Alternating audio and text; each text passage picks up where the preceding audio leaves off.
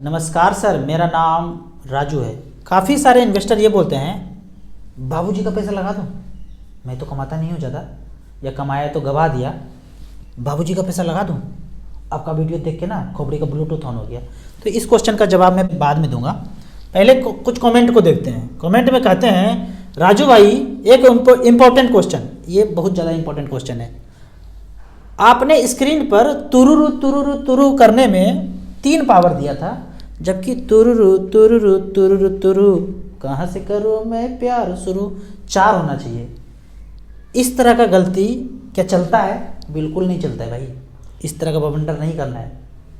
गलती हो गया तो मिस्टेक मेड लेसन लर्न, तो आपको इस तरह का पॉइंट आउट करते रहना है। ये तुरुरु तुरुरु में 4 पावर देना चाहिए मुझे। मैथमेटिशियन अगर हैं, थोड़ा बहुत मैथ का नॉलेज है, तो 3 पावर से काम नहीं चलेगा। अगला क्वेश्चन, बैलेंस फंड में कैसा रहेगा इन्वेस्टमेंट? बहुत बढ़िया रहेगा। यदि आपका एज 50 के ऊपर चला गया है तो बैलेंस फंड में करना चाहिए। यदि बाबूजी का पैसा है और उसको इन्वेस्ट करना है तो बैलेंस फंड सबसे अच्छा है। पर यदि आपने म्यूचुअल फंड में पैसा इन्वेस्ट नहीं किया है और सीधा बाबूजी का पैसा झोंकना चाहते हैं तो नहीं करना है। वो जितना चैन सुख से वो सो रहे हैं ना, उनको सोने दीजिए। आपको म्यूचुअल फंड में अगर आपका 15 साल चल रहा है, बीत चुका है और लगभग आप 1 करोड़ रुपया पा चुके हैं, या फिर जो भी टारगेट आपने बनाया था 40-50 लाख का बना चुके हैं, और वो दिखा के इनको कन्विंस कर लिए कि बैंक, पोस्ट ऑफिस, ये वो सेफर से ये थोड़ा अच्छा है, क्योंकि बाकी जन भी तो वहीं लगा रहे हैं मार्केट में ही, आप उनको समझा के कन्विंस कर लिए तो बैलेंस फंड में आना है। बैलेंस फंड का मैं यहाँ पे उदाहरण दे रहा हूँ कि या तो आप 10 लाख रुपया लगाइए या तो आप 1 करोड़ रुपया लगाइए। ज़्यादा अमीर है तो 1 करोड़, कम पैसा है तो 10 लाख। 10 लाख में 6,000 रुपये पर मंथ मिलना शुरू होगा 15 साल तक।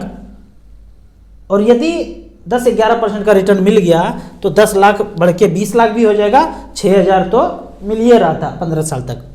1 करोड़ की स्थिति में 60,000 रुपये पर मंथ मिलना शुरू हो जाएगा इमीडिएट। आज 1 करोड़ रखा, अगले 1 तारीख से पैसा मिलना शुरू हो जाएगा। चल भाई दे वापस 60,000 रुपये पर मंथ। 15 साल तक ये खाते रहेंगे धीरे धीरे करके, बूढ़ा बूढ़ी मिल के, और बाद में ये पैसा 2 करोड़ भी हो जाएगा। कैसे हो जाएगा? यहां जब बात आता है तो फंड का पहले नाम बोलता हूं। फंड का नाम है, बैलेंस कैटेगरी में बोलते हैं इसको, हाइब्रिड एग्रेसिव। हाइब्रिड मतलब मिला जुला, डेट भी रहेगा इक्विटी भी रहेगा, मिला जुला। 65% इक्विटी में और 35% डेट में रहेगा। यहाँ पे 1 करोड़ का वैल्यू यहाँ पे पुट किया गया है और 60,000 रुपये पर मंथ। पिछले 12 साल का रिकॉर्ड है। यहाँ पे पिछले 12 साल में देखते हैं। पहला फंड आता है ICICI prudential equity and debt fund. 2011 से लेकर 2022 तक 12 साल में 144 महीना, 60,000 रुपये पर मंथ, 86,40,000 विड्रॉ कर लिया, और बाद में बैलेंस बचा है 2,85,00,000, 14.45 का रिटर्न यहाँ पे जनरेट करके दिया है। जब बैलेंस फंड का बात करेंगे ना तो बैंक वाला हमेशा मैं बोलता हूँ SBI balance, HDFC balance, ICICI balance और एक्सिस बैलेंस। तो हो सकता है एक्सिस यहाँ पे ना हो, क्यों? क्योंकि उसका 12-13 साल पुराना हुआ नहीं है। तो एक आईसीआईसी का बात किए। अब एचडीएफसी का बात करते हैं। 1 करोड़ रुपया रख दिया, 60,000 लेना शुरू कर दिया। 2011 से 2022 तक 144 महीने में 86,40,000 ले लिया। लेंगे तो उतना ही, वो तो कांस्टेंट है 60,000 पर मंथ, तो सब में वही 46,40,000। बाद में बैलेंस किसी में ज़्यादा किसी में कम। इसने 14% का रिटर्न दिया तो 2,85,00,000। इसने 12.97 का रिटर्न दिया तो 2,33,00,000 बच गया। तीसरे फंड का बात करते हैं एसबीआई इक्विटी हाइब्रिड। इसी को मैं बैलेंस फंड बोलता हूँ। पहले इसका नाम बैलेंस फंड ही हुआ करता था, अभी इसका नाम है एसबीआई इक्विटी हाइब्रिड फंड। इसमें किसी ने 1 करोड़ लगाया और 60,000 पर मंथ लिया। पिछले 12 साल में उतना ही लिया, 86,40,000। पैसा बचा है 1,94,00,000, 11.68% का रिटर्न। ये एक्चुअल है, मतलब जो मिला है। अब कैलकुलेटर के दृष्टिकोण से कैलकुलेट करेंगे तो 1 करोड़ रखा, 60,000 पर मंथ लिया, 15 साल तक अगर करते हैं और मात्र 10% का रिटर्न हो तो 1,08,00,000 वापस खा लेंगे, और बाद में बैलेंस बचेगा 1,94,00,000। दोनों को जोड़ेंगे, जो बैलेंस बचा और जो खाया, 3,02,00,000 का वर्थ होता है। यानी कि यहाँ पे अगर 10 लाख का बात करें, एक जीरो हटा दीजिए, एक जीरो यहाँ भी हटा दीजिए। 10 लाख रखा और 6,000 रुपये पर मंथ लेना शुरू किया तो 10,80,000 वापस खाएंगे और बाद में बैलेंस बचेगा 19,46,000 रुपया। तो इस तरह से करके आप प्लान कर सकते हैं। अगला कमेंट का बात करते हैं। पैसा बचते नहीं है यार, पैसा बचता मतलब ये ज्ञान दे रहे हैं कि रिच डैड पुअर डैड पढ़ लो तो पता चल जाएगा पैसा कैसे बचता है। अच्छा किताब है, पढ़िए। Very nice message. अच्छा राजू भैया, मेरा भी SIP चल रहा है स्मॉल कैप में, लेकिन हमको बीच बीच में टॉपअप करना है तो कैसे करें?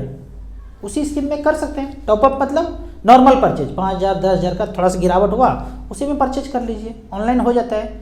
नहीं समझ में आता है ब्रांच जाके कर लीजिए।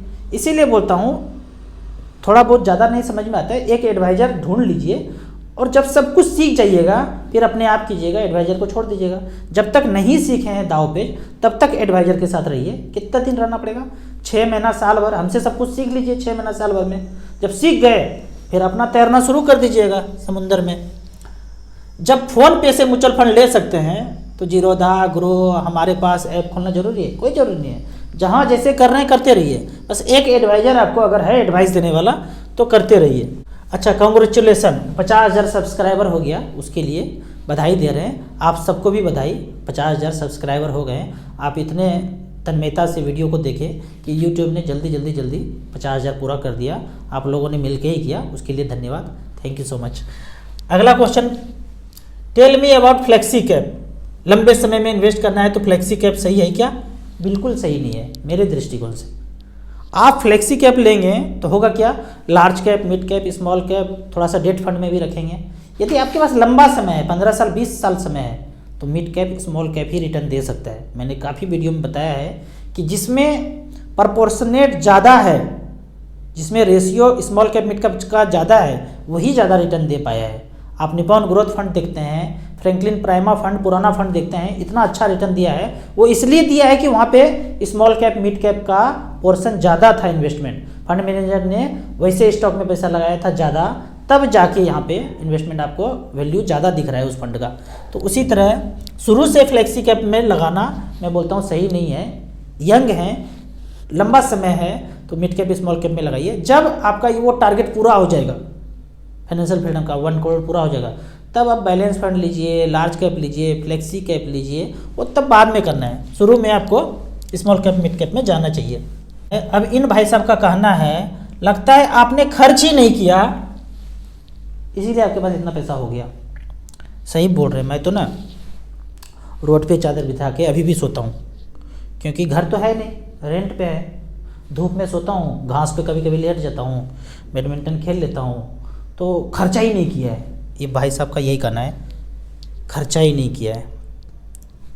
थोड़ा सा आगे बढ़ते हैं, इसी में कैलकुलेशन करते हैं। खर्चा नहीं किया, 60 लाख का फ्लैट है, खरीदने जाऊं तो अभी भी रेंट पे रह रहा हूं। 60 लाख का 1% मंथली 60,000 रुपया होता है, साल का 12%। 60 लाख का 1% 60,000 होता है। मैं 18,000 रेंट देता हूं तो बच गया 42,000 रुपया। ये जो 42,000 रुपया बचा ना, ये मजे का पैसा है। इसी 42,000 के बचत से खोपड़ी में वो कैलकुलेशन है, ब्लूटूथ 15 साल पहले ऑन हुआ था, तो नौकरी करने नहीं जाता हूँ, कोई नौकरी नहीं करता हूँ। पता चल गया ना 42,000 बच रहा है। हम पैसा EMI वाला दे रहे हैं। बैंक का तो चांदी है, बोलते हैं दिन दोगुना रात चौगुना। कौन तरक्की कर रहा है? आप, हम, बैंक। पूरे देश का पैसा जो है EMI में जा रहा है, हमारा नहीं जाता है। तो हम बैडमिंटन भी खेल लेते हैं, घास पे भी सो जाते हैं, अगल बगल में कुत्ता बिल्ली बैठा रहता है उससे भी बात कर लेते हैं, सबसे दोस्ती हो गया है, प्राकृतिक जिंदगी जी रहे हैं। ठीक है, तो जिनको जो कहना है कहते रहिए। खर्चा ही नहीं किया होगा, नहीं किया होगा भाई, आप उसी में खुश हो जाओ, मैं इसी में खुश हूँ। आगे बढ़ते हैं। एक भाई साहब का कहना है, नहीं सर आप लंबा जिएंगे, हम मिलेंगे आपसे एक दिन। पता नहीं कितना जिएंगे, मोगेम्बो कब तक छोड़ेगा पता नहीं, क्योंकि सब ना उनके सुर में बोल रहे हैं। जितने लोगों को देखेंगे ना, हाँ आप सही बोल रहे हैं, उसी के सुर में बोल रहे हैं। हम और हमारे जैसे कुछ लोग अलग बोलते हैं, तो मर भी जाएंगे ना भाई, कोई फ़र्क नहीं पड़ता है। मेरा नाम राजू के अलावा गणेश होता तो क्या फ़र्क पड़ता? मैं अगर इतने हाइट का नहीं होता तो कोई फ़र्क पड़ता? काला गोरा कुछ भी होता फ़र्क पड़ता? ये कोट नहीं पहना होता तो कुछ होता? कोट तो अभी पहना ना, पीछे वाला वीडियो देखेंगे ना, सड़क छाप ही लगूंगा आपको, झोला छाप सड़क छाप, पहले से भी ऐसे ही पहन लिया। वाइफ बोलती है जी सब अच्छा लगता है, कोट पैंट पहन के घूमता है, आप नहीं पहनिएगा, उनको दिखाने के लिए पहन लिया। आपको लगता है कि हम यूट्यूब पे वीडियो बनाने के देखना है, वाइफ को रिझाने के लिए ऐसा ऐसा मफलर तफलर नौटंकी कर रहा हूँ, अच्छा नहीं लगता है क्योंकि आदत नहीं है। पीछे वाला वीडियो देखेंगे हमको उसी में मजा आता है। तो इनका कहना है कि कुछ नहीं होगा, मिलेंगे आपसे, कुछ हो भी जाए तो कोई फ़र्क नहीं पड़ता भाई। पीछे वाला वीडियो घुमा घुमा के देख लीजिएगा, हम तो जाएंगे ऊपर एक दिन, जल्दी जाएंगे, ज़्यादा टाइम नहीं है अपने पास। ये इसी तरह से खुशहाली से ऊपर चल जाएंगे एकदम खट से, गया रिप रिप रिप रिप आप लोग कर दीजिएगा, ऐसे जी लेंगे। ठीक है, आगे बढ़ते हैं। एक सर्वे मैंने किया है ज़िंदगी में, काफ़ी लोगों से पूछा है। ये जब डिसीजन ले रहा था ना कि फ्लैट नहीं लूँगा, रेंट पे रहूँगा, 20 साल रेंट पे रहूँगा, ये जब डिसीजन बना रहा था तो जहाँ काम करते थे सर्वे करते थे लोगों से। सर्वे ऐसे करते थे, बैठ गए, टाइम है आधा घंटा 1 घंटा, जिनके साथ काम कर रहे हैं पूछते थे आपने तो बड़े मज़े किए होंगे ना सर, सीनियर है काफ़ी, एज 50-52 है, काफ़ी अच्छा रहा होगा ना आपका ये जो जर्नी है ज़िंदगी का। बोला हाँ बहुत मज़ा आया। तो अगला क्वेश्चन मेरा होता था कहाँ कहाँ ज़मीन फ्लैट लिया सर, क्योंकि सबको तो वही लेना है। बोलते हैं बड़ा गर्व से बोलते हैं एक तो पुणे में लिया, एक बड़ौदा में लिया। बड़ौदा वाला क्या बात बताऊँ, बहुत ज़्यादा रिटर्न दिया। अच्छा बेच दिया क्या सर? अरे बेचेंगे क्यों, रखा हुआ है, बहुत अच्छा रिटर्न हो रहा है। अच्छा पुणे का भी है, बड़ौदा का, और सर कहाँ लिया? एक दिल्ली का लिया। दिल्ली का थोड़ा सा फंस गया है, उसमें ना EMI बहुत ज़्यादा होता है, यहाँ पे थोड़ा फंस गया है। ये दोनों मामला तो सही था, यहाँ पे थोड़ा फंस गया है। तो मैं पूछता हूँ कि सर यदि दिल्ली वाला घर नहीं होता और ये EMI नहीं होता और अभी जो आपका एज चल रहा है 52 साल के एज में जो नौकरी कर रहे हैं, तो आप करते? उनको कहता है एग्रेसिव, गुस्से से, अरे भोरे भोर भाग जाते।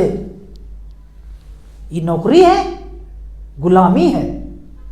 बॉस देखो कैसे बात करते हैं, 9 बजे आ जाना, अपने 10 बजे आता है, 7 बजे काम करके जाना, अपने पहले 1 घंटा पहले भाग जाता है, सारा काम हमरे पे झोंक देता है। हम काम अच्छा करते हैं जिसका क्या मतलब है, हमको सब काम हमरे को दे देगा। अनारे भोरे भाग जाते यदि ये वाला EMI नहीं होता। लेके EMI 1 करोड़ का घर खरीदे हैं और 20-25 हज़ार के रेंट पे लगा दिए हैं और खुद 80 हज़ार EMI भर रहे हैं। तो वो 80 हज़ार ज़िंदगी में EMI नहीं देना पड़ता तो बड़ौदा वाला घर में डांडिया खेल रहे होते। हम बैडमिंटन खेलते हैं, वो डांडिया खेलते रहते। कोई ज़रूरी है दुर्गा पूजा में खेलेंगे, सब दिन खेलेंगे, नहीं खेल पा रहे हैं। तो ये दौर है। अगला कमेंट्स पढ़ते हैं। भाई साहब कहते हैं आपका वीडियो देखने का ऐसा आदत हो गया राजू भैया कि एक दिन वीडियो अपलोड नहीं हुआ तो कुछ कमी सा महसूस हो रहा है। यही तो बोलता हूँ, आज चले जाएं कल चले जाएं, ये सब सेंटेंस की वजह से लगता है कि कभी कुछ हो जाए, कुछ नहीं होने वाला है, कोई दिक्कत नहीं है। अल्ताफ राजा के एक सेंटेंस है ना, हमें भुला दो ये तो याद ही होगा, नई सड़क पे पुराना मकान किसका है। तो इसी तरह ज़िंदगी चलते रहेगा, कुछ हो जाए कोई फ़र्क नहीं पड़ेगा। आपको इसी तरह मार्केट के बारे में और कुछ जानना है, इन्वेस्टमेंट के बारे में जानना है, म्यूचुअल फंड के बारे में जानना है, तो इस नंबर पे मुझे व्हाट्सअप कर सकते हैं। आपको म्यूचुअल फंड में पहली बार इन्वेस्ट करना है तो दिए हुए ऐप में रजिस्ट्रेशन करने के बाद हमसे जुड़ सकते हैं। वीडियो अच्छा लगे तो व्हाट्सअप यूनिवर्सिटी में दोस्तों के बीच से जरूर शेयर करें। यूट्यूब पे देख रहे हैं तो लाइक एंड शेयर जरूर करें। Thank you so much.